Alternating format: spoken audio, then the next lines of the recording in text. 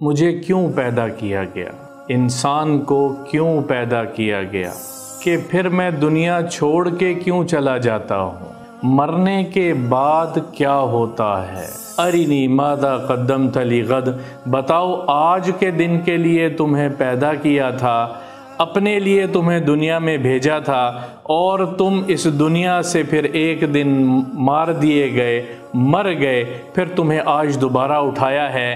بتاؤ کیا کر کے آئے ہو، کہ موت برحق ہے، جو مرضی ہو جائے، ایک دن انسان اس دنیا کو چھوڑ کے چلا جائے گا۔ اس وقت جو موجود ہیں ہر آدمی کو میرا اللہ اکیلے کہہ رہا ہے، یا ایھا الانسان ما غرک بربک الکریم، تجھے کس چیز نے تیرے رب سے، تیرے کریم رب سے دھوکے میں ڈال دیا۔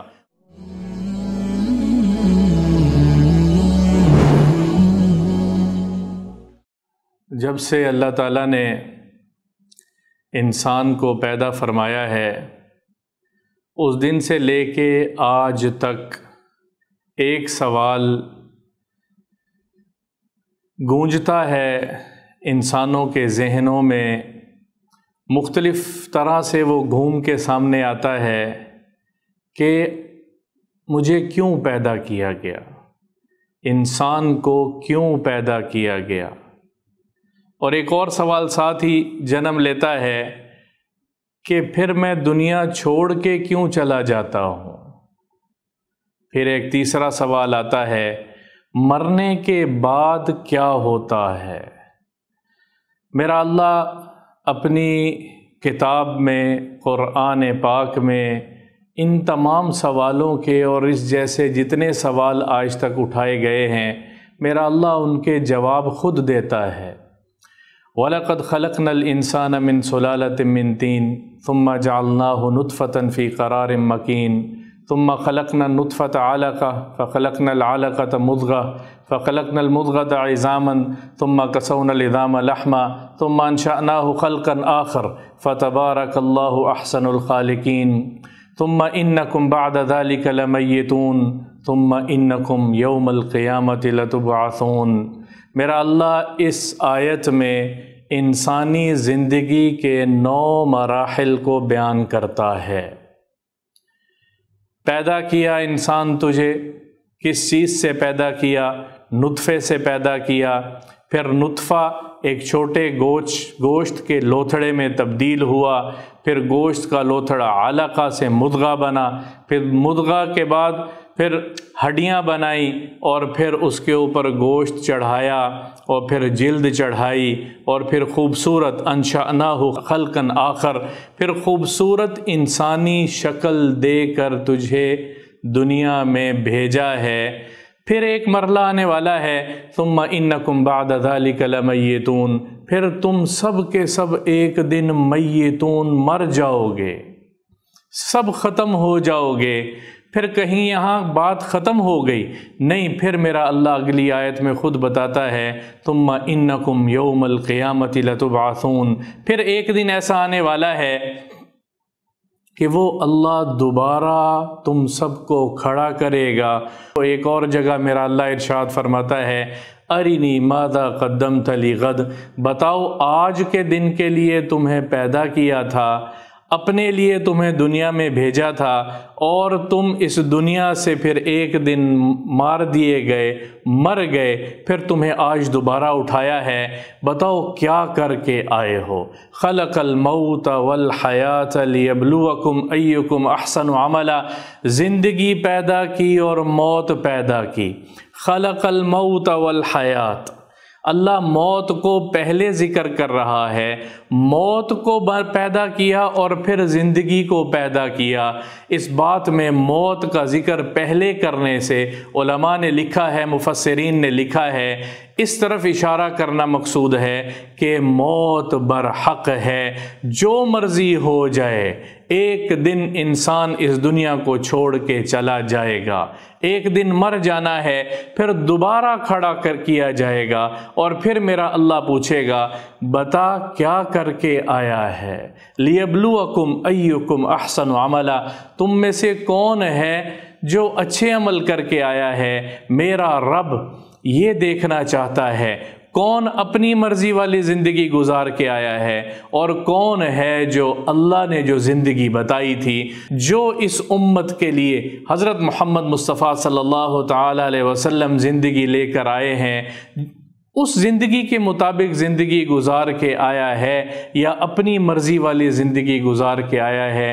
لیبلوکم ایکم احسن عملا، میرے اللہ نے زندہ دنیا میں اس مقصد کے لیے بھیجا ہے، پھر دنیا میں کچھ روز گزارنے کے بعد، کچھ صبحیں کچھ شامیں گزارنے کے بعد پھر ہم نے اللہ کے سامنے پیش ہو جانا ہے، پھر اس رب کے سامنے پیش ہو جانا ہے۔ یا ایھا الانسان ما غرک بربک الکریم الذی خلقک فسواک فعدلک فی ای صورت ما شاء رکبک۔ اللہ اکبر، میرے اللہ نے کتنی خوبصورت انداز سے انسان سے کلام کیا ہے، مختلف موقعوں پہ مختلف آیات میں مختلف انداز سے شفقت اور محبت کے مختلف انداز ہیں جو میرا اللہ انسان اپنے بندے سے خطاب کرتا ہے۔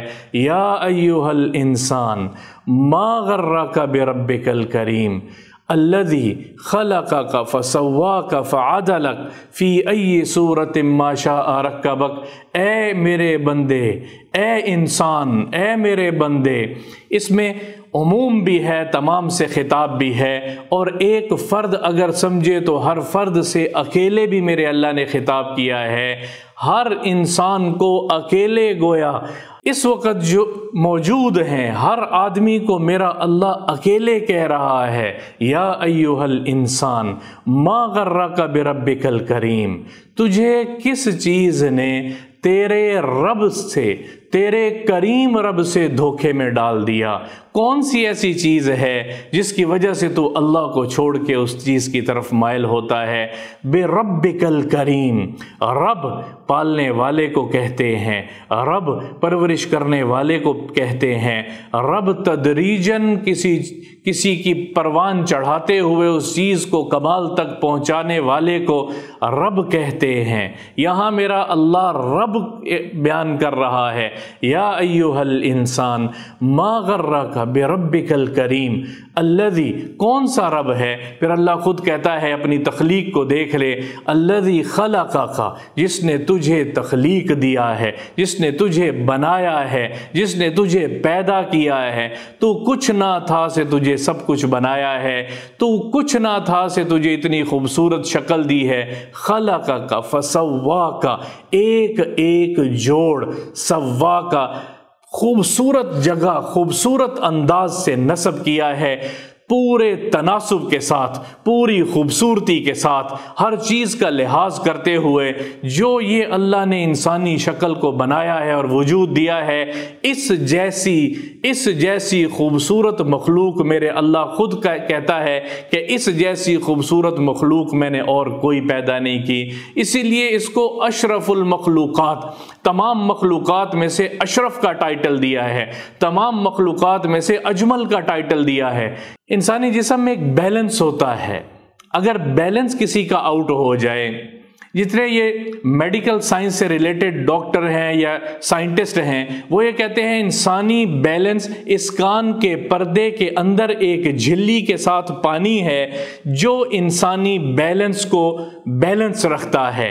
اگر وہ جھلی خراب ہو جائے، وہ پانی سوکھ جائے تو دماغ تک بیلنس کے پہنچنے کی جو رگ ہے، جو انڈیکیٹر ہے، جو ایک اشارہ ہے، وہ منقطع ہو جاتا ہے، تو انسان چل نہیں سکتا، اس کے ہاتھ کا بیلنس آؤٹ ہو جاتا ہے، پکڑنا روٹی کو چاہے گا اور پکڑ کسی اور چیز کو رہا ہوگا، ہاتھ کہاں بڑھا رہا ہوگا۔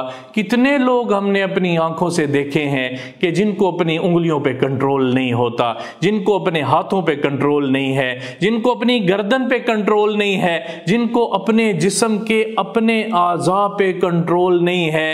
اور میرا اللہ کبھی کبھار انسان کو نشانیاں دکھانے کے لیے، انسان کو واپس اس کے اصل ٹریک پہ لانے کے لیے اللہ دنیا میں دکھاتا ہے، یہ ہے فسواک، بیلنس بنایا ہے، ہر چیز کا بیلنس انسان کے اندر رکھا ہے، تو بڑے مزے سے یہ اپنی ٹانگوں کے سہارے پہ کھڑا ہوتا ہے۔ ایک طاقتور اپنے آپ کو سمجھتا ہے، وہ اپنے قوی بازوؤں کے اوپر مضبوط ہو کے سینہ چوڑا کر کے کہتا ہے کہ میرے جیسا کون ہے، تیرے جیسا اللہ نے تجھے بنایا ہے، اور تجھے اللہ ختم کرنے پہ قدرت رکھتا ہے۔ اور پھر اتنا خوبصورت بیلنس رکھنے والی ذات اسی کے خلاف ہو گیا، ما غرک بربک الکریم، رب ہے جس نے تیرے بیلنس کو بھی بیلنس رکھا ہے، جس نے تیری چال کو بیلنس رکھا ہے، جس نے تیرے اٹھنے اور بیٹھنے کو بیلنس رکھا ہے، تیرے دماغ کے سوچ کو۔ میں اس وقت بول رہا ہوں، ساتھ ساتھ زبان کے ساتھ آنکھیں اور ساتھ ساتھ دماغ حرکت میں ہے۔ کون ہے؟ اللہ ہے۔ کون ہے؟